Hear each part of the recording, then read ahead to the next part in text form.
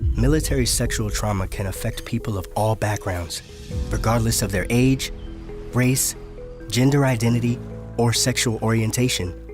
No matter how long it's been since the experience, you can get compassionate care from VA to support your healing.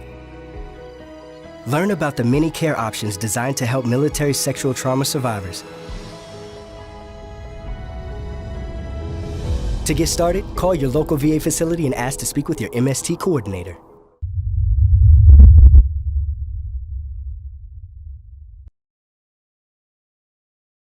Hello and welcome again to Oscar Mike Radio. My name is Travis. I'm a Marine Corps veteran and your host. Oscar Mike Radio is part of the Hubazoo Network. You can find out more on hubazoo.com. I want to start off and thank my sponsors, Joyce Asack of Asack Real Estate, Mark Holmes, Army National Guard veteran of Reapers Detailing and Power Washing, and my supporters, Simper Savage, Bottom Gun Coffee, and Caisson Shaving Company. And I am excited today. This guy and I have been trying to sync up for a while now. He is always Oscar Mike, but it's an exciting time. Not a veteran, but you're going to like this show anyway. I want to introduce artist, patriot, business owner, entrepreneur, Andy Ross. Welcome to Oscar Mike Radio. Hey, it's a pleasure to be here. It's a beautiful day. As you can see, you've caught me outside out here at the farm, so apologize for the chickens and some cows and whatever background noise is going to take place, but couldn't think of a better place to be right now. It's a beautiful day. Hey man, I grew up on a farm, slopping hogs and shoveling manure and chicken do, so it's all good to me. Now you didn't serve in the military. Let's just, but that's okay, because one of the things I'm trying to do with Oscar Mike Radio is profile civilians who love their country, support veterans, and use what they have to move forward in life. And you do all these things. So for my listeners and watchers watching this, who is Andy Ross?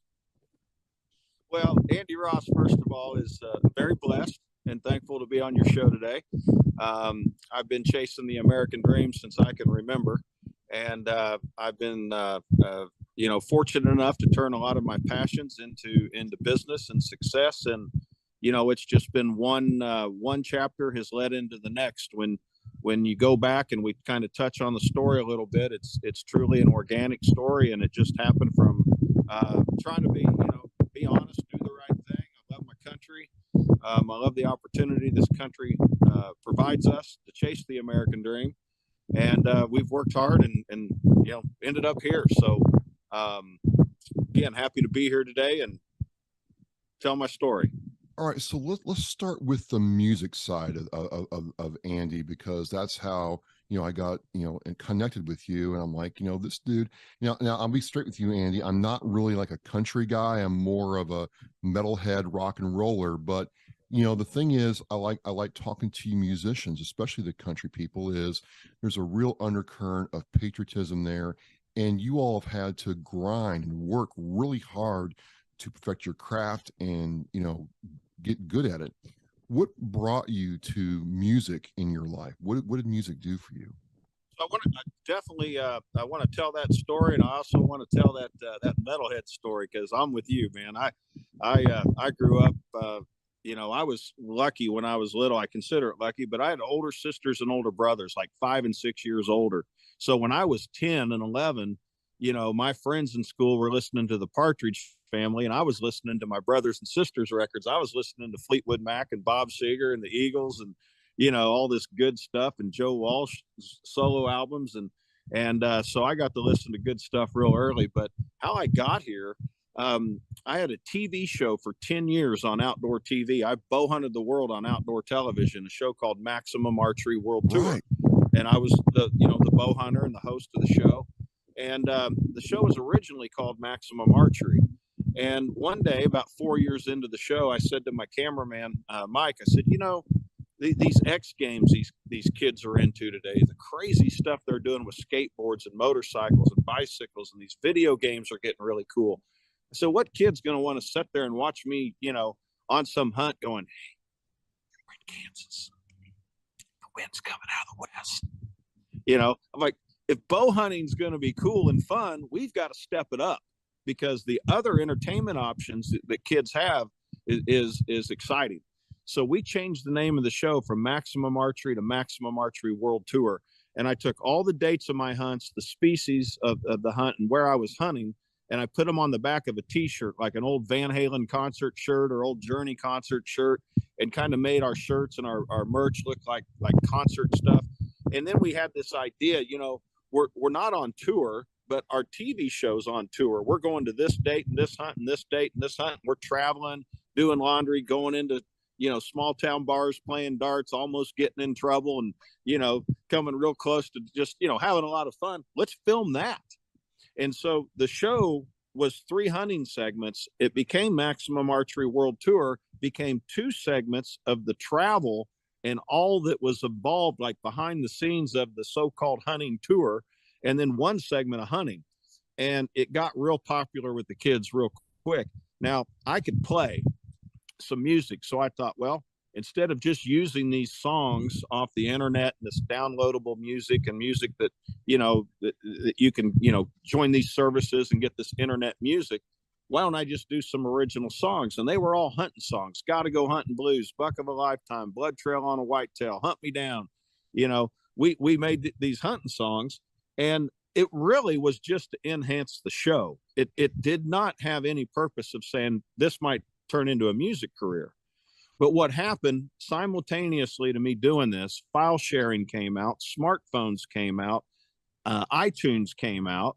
And the next thing I know, I'm at these hunting shows, the Iowa Deer Classic and stuff, doing meet and greets. And all of a sudden, everybody's playing my music. They got it on the phone. They're playing it over the speakers at the, they call me up and say, hey, do you care if we play your music like in the lobby when everybody's buying their tickets to come in and stuff? And next thing I knew, I had a little music thing going. So as you can imagine, in country music, a lot of the artists are hunters, some big artists. Like I didn't have to go looking to meet Blake Shelton. These people watched my show and they said, hey, Andy, you're doing music. Why don't you write one with us? Hey, let's do a song. Let's do a song. Yeah, let's. And and I ended up doing a song with the Davison brothers and their producer, Doug Grau, who did, managed and produced Travis Tritt, Little Texas, Jeff Foxworthy, the Blue Collar Comedy Tour. He said, hey, Andy, this sounds great, but why don't we make a real record? Why don't you come to Nashville and let me put you with some writers and let's get busy. So again, blessed to have had a TV show of 10 years. After 10 years, it morphed into a music career that had me so busy, I had to choose between that and doing the show. And so here I am today recording my 4th album called Lucky to Be Alive. And, now on this great podcast with you. Time out. I want to get something. You'll see why here in a second. Just give me 3 seconds. This is awesome. There we go. Yeah, here we go. Hang on a second. We're gonna do this right. Let's see here. So Andy, this is my Hoyt RX3. Yep. I got my black gold sight on and everything. I would definitely like to talk more hunting with you, post this or whatever. I'm a big bow guy. It's really changed my life. And so speaking of changing lives, because I just had to show you that. I'm sorry. No problem. It's a great bow. It's graphite, right? Carbon fiber. Yeah. Carbon fiber. I'm sorry. Yeah. Carbon fiber. Yeah. And I've really got it dialed in. I put the scope on it, and I'm good to 60 yards. I'm trying to get to 100 now, but I love it. And archery changed my life. But one of the things I'm hearing, I'm excited, folks, another fellow bow hunter, archer. It's rare. A lot of veterans get out of the military and have to reinvent themselves, right? We reinvent ourselves. And it sounds like you went from this music focus, this TV show, to archery, to back to music as your primary focus several times. How did you manage all that, but stay true to who Andy is? Because a lot of people... that's the easy thing here for me. Because people ask me a lot, they'll ask me questions like, how do you wear so many hats? And to add another layer to this, in 2015, off my Time to Fight record, I had a song out called American Rebel. And we decided to build a brand around that. It went viral as a patriotic anthem. So we built a brand around that, started a company, American Rebel. We started off in concealed carry clothing, gun safes. We do liquid fire. We've got e-bikes, 2A lockers. We have all kinds of products at American Rebel now. And as of February of 22, we're now a publicly traded company on NASDAQ. So it was bow hunting, kind of got the music thing going. The song sparked an idea for a company. We've turned that into a brand. And now I'm also the CEO of a NASDAQ, publicly traded company. But when you ask the question, I still wear the same hat. People ask me, how do you wear so many hats? It's just one hat. I am still the same person. I still preach the same message, whether I'm on your podcast, I'm playing a concert, or I'm at an investor conference in New York. I'm just the same guy. I'm talking about working hard and having some ethics and common sense. And even though our country's not perfect right now, it's still by far the greatest country on the planet. There's only one like it. And, I just get up every day and try to not just get through the day. I try to get from the day. And I'm just rolling. And I've been blessed to have one thing roll into the next. But I don't think I would be any different, dress any different, act any different than if me and you were getting ready to jump on a float plane and go land on the McMillan River and take down a moose than I would be if I was getting ready to head to New York for an investor conference down in some fancy hotel in Times Square. We just stay who we are, and it's worked for me. So, there's no reason to change. Well, I definitely am checking out I've been checking out the American Rebel stock. I'm all there. I will definitely rather put my money in your stock than, another company who's going to use, my dividends to, be anti-American, for lack of a better term. But this love for your country, I've been outside the U.S. a little bit, and it didn't take me long to figure out that, what, we have our problems, right, Andy? We have our problems, but yeah, this is a pretty great place to be, and people want to come here. What is it about America that you love so much? Well, obviously the freedoms that have been paid for, by the efforts and blood, sweat, and tears of our men and women of our armed forces that have made this country the great place that it is. And I used to just tell this to kids, but now I think I have to tell it to adults too. It seems like, and current politicians and stuff. But everybody ought to go to bed every night with a globe beside their bed. The kind you can spin. Yeah. And you wake up in the morning and spin that globe and take your finger and stop it. And if your finger lands on the United States of America, you're a blessed individual. Whatever it is you're trying to do, your podcast, me writing songs, someone's trying to start a business, someone's trying to raise some kids, and maybe they love horseback riding and trail riding and cooking out or going to ball games, and the Super Bowl's coming up. Your finger lands anywhere on that whole globe other than the United States of America, that stuff ain't happening for you. You try chasing the American dream and having your finger land in Bangladesh or, wherever, any other country out there. It's not happening. The best place in the world, the place where dreams come true, is right here in the United States, and everybody should be thankful and supporting all of our efforts to keep this the best country, the country that it is, the country that we're blessed to live in. One of the things that I don't want to say your platform, but I definitely want to say of who you are is you are very vocal about the aspect of the Second Amendment, how it relates to America versus the rest of the world. And I don't think people appreciate how the fact that we as Americans can keep and bear arms means that our government can't just roll over us like other governments do. But it seems to be that people are really working overtime to erode that or remove it completely. I mean, what do you think about all that? Well, I may be making this sound maybe a little simpler than it is. I know there's more to it, but in my opinion, the Second Amendment is what protects all of our other amendments and our Constitution. I think it just blows my mind that somebody would think that gun restrictions or taking away our guns, after watching the people over in the Ukraine that would give anything to have a few weapons to defend themselves, and here we are having to send them weapons because they'd already had theirs taken away. how anyone could think after watching what happened over there that the U.S. citizens being armed is not a great, it's not a great idea. The U.S. citizens, not the U.S. military. The U.S. military is the best, the most powerful, robust military on the planet. But just the U.S. citizens, just us responsible gun owners that make up U.S. citizens, is one of the most powerful armies and defenses in the world. And we need to be able to protect ourselves. And why you can watch an example of the people over in the Ukraine crying and begging, please give me a rifle so I can defend my wife and my child if someone's, coming shooting at my door.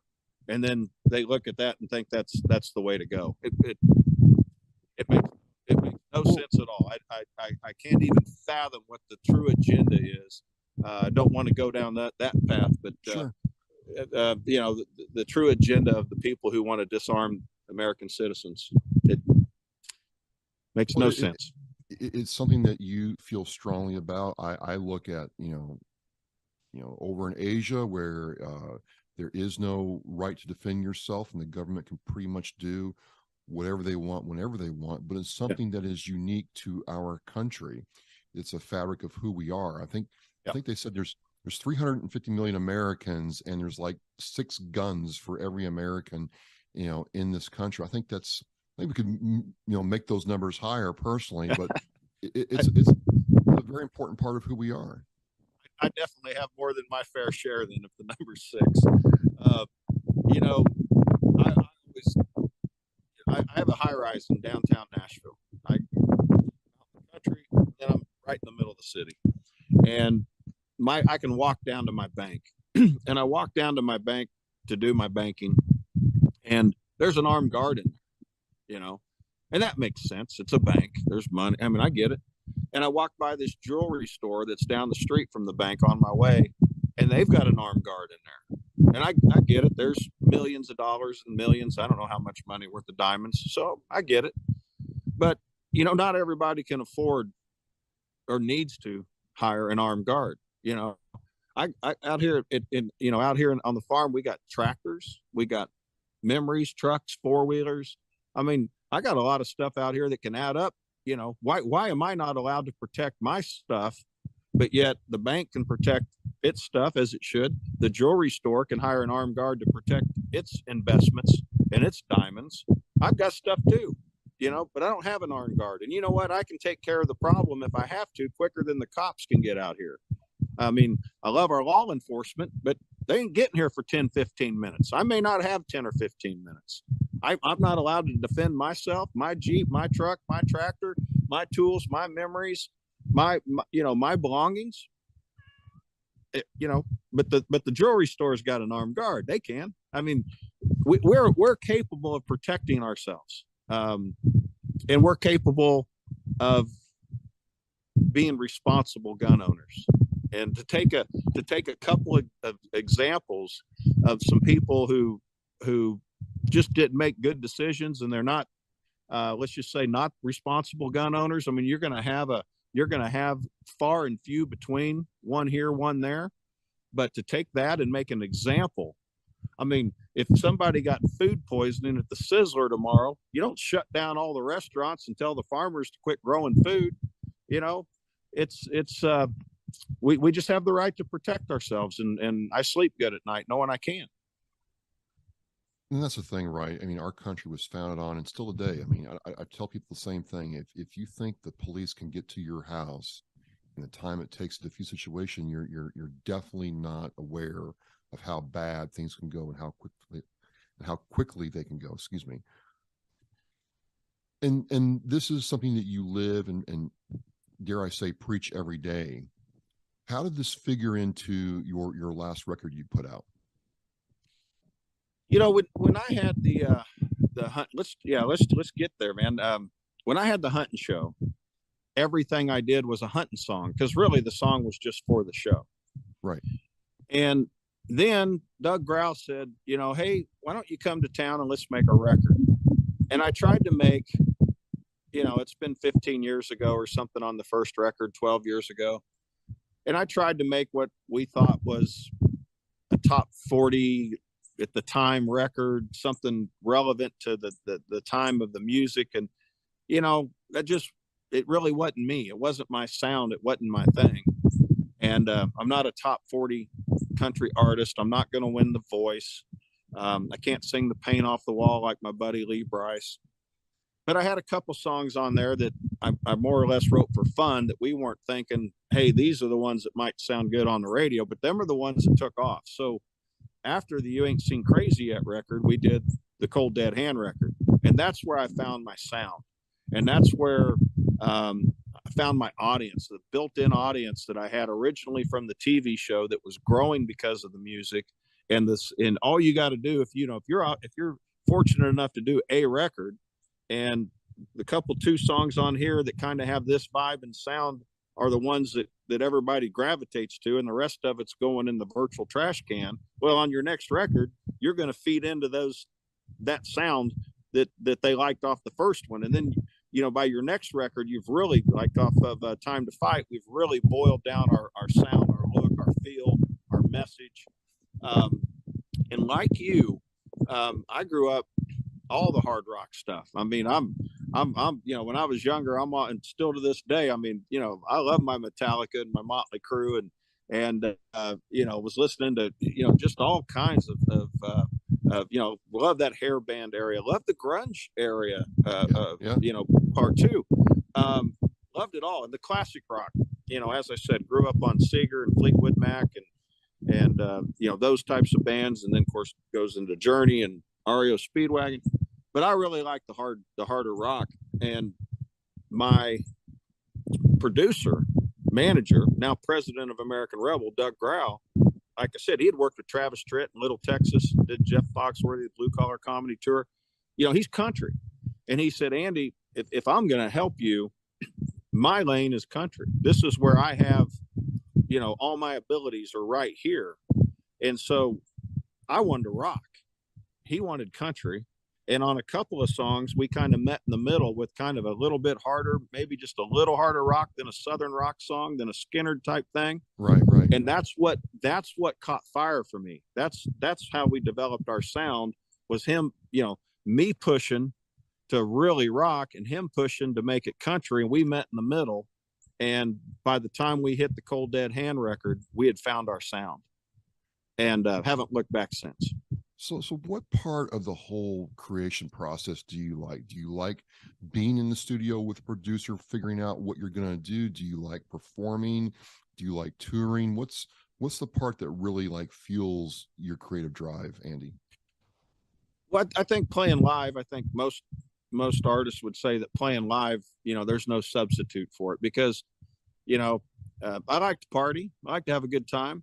And you can go to a party, you can go to a bar, but when you're playing live, you are the party. And there's, for 45 to 90 minutes, I am the MC of the party when I'm playing, and it's a lot of fun. So playing live is unmatched. Now, as far as the creative process of writing and getting to do songs, I'm just a creative person. I'm doing something creative every day. And I say this, I've not heard this before, but to me, people will say, well, how do you like writing songs? I call it building songs. And when you make dinner, if you're cooking for a lot of people and you're trying to make something a little special or a little different, you're kind of building dinner. If I've got a new dog and I've got to get a doghouse together, I'm building a doghouse. And what do I mean by that? If I'm building a doghouse, I'm going to draw, sketch out some plans. I need some wood. I need some nails, some screws. I need some shingles. I might need a little insulation depending on where you live. You need these things, and you put them all together. And at the end of the day, you've got a doghouse. If you're doing dinner, you need some eggs and some flour. You need this meat. You need these spices. You need this pan. You need your stove, your grill, your oven. There's a list of things you need, and you put them together and you build this dinner. And at the end, you have what you have. Now, it may taste terrible and you throw it in the trash, or it may be fantastic. Or you may say, next time, I'm not going to put in so much of this and that and this. And then you make it better next time. So what do I need when I'm doing a song? I need a beat. I need a tempo, and it starts with an idea. I need lyrics. I need a riff. I need a melody. I need a pencil and paper, my laptop. You there's things you need, and then just like the mill or the doghouse, you eventually at the end of the day or the end of the second day or whatever, it's done. And just like that meal, you may throw it in the trash can, or you may say this is the best dinner I've ever made. But you're just taking things and creating. When I design a product at American Rebel, I've got my little square paper and my pens and my ruler, and and I draw it out, and then I need some materials to prototype it, and you're just creating. And I have as much fun creating from a scrap of supplies, turning it into a doghouse, as I do an idea and turning it into a song or a list of stuff I got at the store that I'm putting on the grill. So it's just being creative and then seeing what comes from it. I think when I listened to some of the tracks from All American Heart, I felt like I was being fed like, hey, this is why I'm an American. Like I connected with the fact that, hey, here's somebody else who really loves being an American. And this is why, a lot of times I know people overseas. I have some, foreign coworkers, and they're like, it's hard for us to, really understand what an American is. And I felt like I could give them this record and they'd get an idea of what America is. Now, it's not like America for everybody, but for a lot of people it is. And what I mean by that is, people think like New York and LA and like Miami, that's America. And I'm like, there's a whole swath of the country that's different. And I think you hit that really well. And I know I could give that record to somebody and say, hey, listen to this. You're going to get an idea of where I'm coming from and where a lot of people that I relate to is coming from too. I think that was what I got out of it. That's amazing, because you got out of it exactly the idea that before there was a chord progression and a melody, we started with an idea, and you got out of it the idea. And the idea was simply, and I always want to clarify this. There's no one in this country that deserve a bigger pat on the back and a bigger hug and a bigger thank you than our veterans and our men and women of the armed forces. That just, there's no disputing that. Then you've got our first responders, right? You've got our firemen, our police, and departments, and they are, they come in there, right, with being a group of people we should be thankful for, blessed that they help protect. So that's a given. But what I wanted to do was write a song that gave the credit that's well deserved. What happens if what happens with the people who pick up your trash once a week don't show up? What if the cornfield farmer doesn't show up? Where's his pat on the back? We're Bible Belt preachers, small town teachers and Bible Belt preachers, and and All American Heart was designed to go down to that blue collar level of the fabric of our country and just say, hey, I know the veterans deserve the military deserves the biggest high five, but all these people deserve a high five too, because they also make this country work. Right. If you don't, just try to get through the day with how important a lot of these people, all these people that make this rock go around are. As I said, here's to the cornfield farmers, oil rig roughnecks too. Yep. Nurses on a night shift, drummer on a drum kit, ain't it red, white, and blue? They're doing their thing. They're playing their part. They're living the dream with an all-American heart. That's what the song was about, and you got it. No, I really, connected with it. And, one of the things I kind of want to talk about now that COVID's kind of down, I see a lot of bands trying to tour again and a lot of bands trying to meet that challenge. What's touring going to be like for you in 2023? 2023, come spring, summer is going to be our biggest year yet. We really started getting some legs and momentum with the music, right about when we started American Rebel. And we've been really busy at American Rebel. It's really taken a lot of time to get to where we are today, and a lot of hard work by a lot of great people. and as we really started getting our legs to go out, that's when we got hit. 1920 is when when we got hit by COVID, and really hit it. Really hurt our head of steam that we had going at that time, and we're back. We got a new record out, and this 2023 spring summer is going to be our biggest year on the road yet. Nice. So I'm watching this show. I'm hearing you talk about this. I'm pro-American all the way. I bleed red, white, and blue. How do I get connected with Andy Ross and the music you've put out, or anything else you've done, like the bow hunting, like your clothing and 2A stuff you have going on? Yeah, it's real simple. The music stuff, my music's available on all digital platforms, whether it be Apple or Spotify, whatever you use. AndyRoss.com is a great place to go to see what I do musically as an artist. AmericanRebel.com is where to go to get information on our American Rebel safes, 2A lockers, e-bikes, concealed carry clothing, backpacks. So it's all there. Obviously, you can Google about anything and something will come up. My YouTube channel's got a lot of the bow hunt stuff on it as well, from the openers and some highlights of episodes, and so it's all out there. It's not hard to find. I'll have all the links to everything in the Oscar Mike Radio show post. Couple last questions here. I know you're busy. Are you going to be at the Total Archery Challenge in Tennessee this year? What's it called? The Total Archery Challenge. So it's like a course with like 100 3D targets, and you can go through, and it's very challenging. Like there's one in Vermont I'm going to go up to this year and try to do really well at, but I've had guys tell me, hey, I've lost like 30 arrows trying to do some of these shots. So I was just curious if you heard about that. I hadn't heard about it, but it sounds very interesting. And if you could email me the date or text me, would be fantastic. If it's probably on a weekend, and it's probably going to be in the spring or summer, so I imagine I'm out playing somewhere. But I would love to go to it, even as a spectator. We'll do on that. And one thing for veterans, there's a lot of veterans I know in the music business right now, or they're starting their own business, or they're trying to do both, and they got a family to boot. And like anybody else, it's like on a good day, it's hard. On a good day, it's hard. On a bad day, it's like impossible. Based on your experience, what do I tell that veteran who's like, man, this is just a lot harder than I thought it was going to be. I don't know if I'm ever going to be successful. How do I tell them to keep going?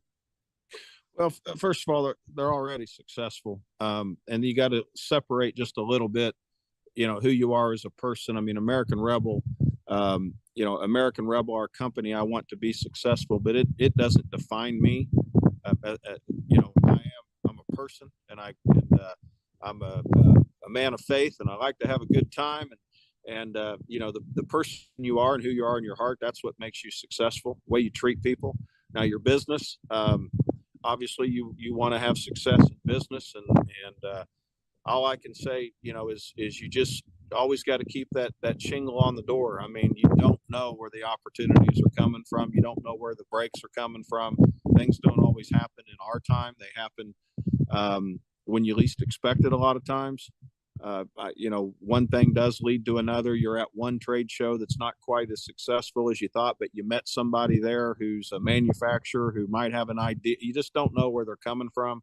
Be positive, treat people with respect, and just keep your head down and keep working. Chase the American dream that you made possible, because without you, the American dream would not be alive and well today. Awesome. So again, ladies and gentlemen, I'm with Andy Ross, entrepreneur, musician, TV, host, bow hunter, ardent Second Amendment supporter. Just great talking with you. And if you get nothing else out of here, there is the American dream. It's still alive and well, and it's being played out right here in front of you. Mr. Ross, thanks for coming on, and I can't wait to check out more of what you're doing. It's been my pleasure. Thank you for having me. Thanks for putting up with the wind in the background noise here. Oh, I love it. So as we say here in Oscar Mike Radio, we're mission in flight. Thanks again. Until next time. Join us on National Wreaths Across America Day, December 16th, 2023. Each December on National Wreaths Across America Day, our mission to remember, honor, and teach is carried out by coordinating wreath-laying ceremonies at Arlington National Cemetery, as well as more than 3,700 additional locations in all 50 states, at sea and abroad. Join us by sponsoring a veteran's wreath at a cemetery near you, volunteering, or donating to a local sponsor group.